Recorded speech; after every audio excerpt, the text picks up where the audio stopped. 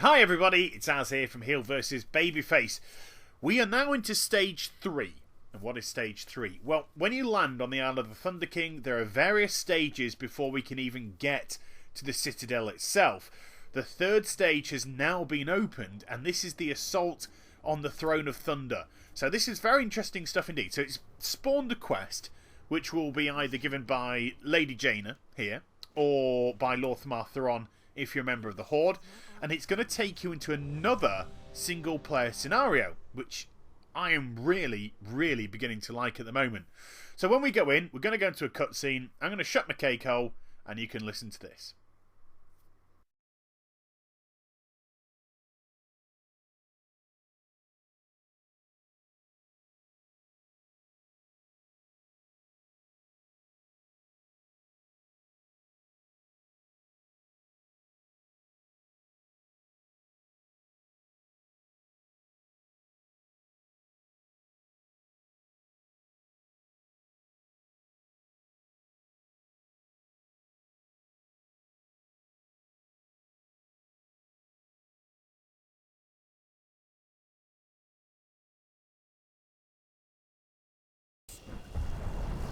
Come, boom! Secure the inner courtyard. None should look upon my works and live. As my emperor wills.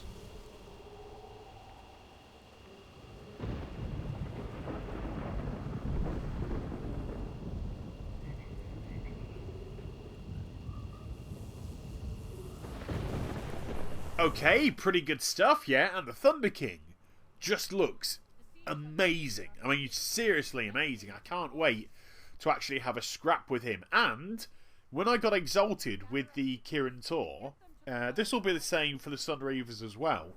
You get a quest from either Jaina or Lorthamar Theron, and that quest is to actually kill the Thunder King, which of course you can only do in a raid situation, and it is classed as a raid quest. So yeah, that's going to go quite hand in hand with what I get. And if you complete that quest, then you're going to get a banner for either the Sun Reavers of the Kirin Tor, which you can ram into the ground. So pretty good quest reward. I think that's rather funky. Now I've got a wee bit of a confession, because confession is good for the soul. And this is the second time I'm running this scenario. Why is it the second time? Well, first time I spent about 5 or more minutes just trying to find where these explosives were, and they were just here, slightly off the beaten track on the left hand side. But I kind of fell for the trap. It's a trap. I kind of fell for the trap of following where the combat was going. So I decided to go straight down the middle, kill anything that was in the way, and then I got to the front gate, and there's lots of fighting going on there, and I started looking around there, and for some reason I just kept avoiding this area. Eventually I found it and thought, yeah, that doesn't make for too exciting a video, so I'm just going to do a wee bit of editing. And speaking of a wee bit of editing, Stage 2 says meet Verisa at the city walls, which we clearly saw marked on the mapmobile. But again, I was feeling a little bit dumb. I think I'm having a blonde day today.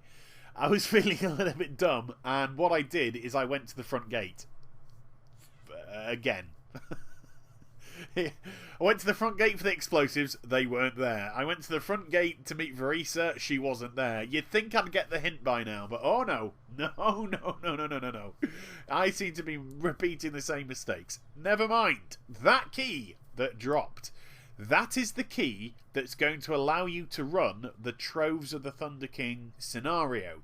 And at the moment, on the PTR, they're dropping with, I wouldn't say great regularity, but if you spent, let's say, an hour, I don't know, it seems like a large amount of time, but trust me, if you spent about an hour just killing mobs in the Isle of the Thunder King, the chances are you drop between, I would say, 2 to 4 keys. And that's pretty good, I think, on the PTR at the moment. Whether or not they maintain that same level when it goes to live, I don't know, because as yet, we don't know the logistics of the Troves of the Thunder King, how often you can run it. Is it a once a day scenario? Is it a once a week scenario? Is it run as many times as you want, depending on the amount of keys you've got. So if you want to spend hours and hours farming keys, then you can do it over and over and over again. I don't know as yet. I would be very surprised if you could run it more than once a day. That's all I'm going to say on that matter. But I have been known to be wrong pretty much every day of my life. So there we go. Right, stage 3. We've used the explosives to blow a huge hole in the wall here. Now, if you're a member of the Horde, you'll be doing this on the other side to where I am right now. And, of course, you'll be dealing with Lothram Artheron and such. And then you'll be blowing a hole in the Beastery side. This is the Zandalari side. The other side is the Beastery side. And then making your way to the final boss from here. But now, we've got Varisa's company. And she's, well, kind of pulling stuff. She pulls stuff in certain instances, and then other times she'll just run completely past them, and they'll actually aggro onto us. But it's no drama, because she'll just simply go to the next set of ads and then decide to instigate them in combat. But I am loving this whole idea of single-player scenarios. I said it at the beginning of the vid, and I'll reiterate it again, because I feel so much more involved in the storyline than I have at any point during Mists of Pandaria. I haven't enjoyed any of the, well, pretty much any of the scenarios to date. There have been the odd 1 or 2 exceptions, but I think a lot of that could be to the fact that, A, yes, they just are poorly made, the earlier ones, and I think they are beginning to find their feet with scenarios. But secondly, the scenario experience hasn't been great for me either.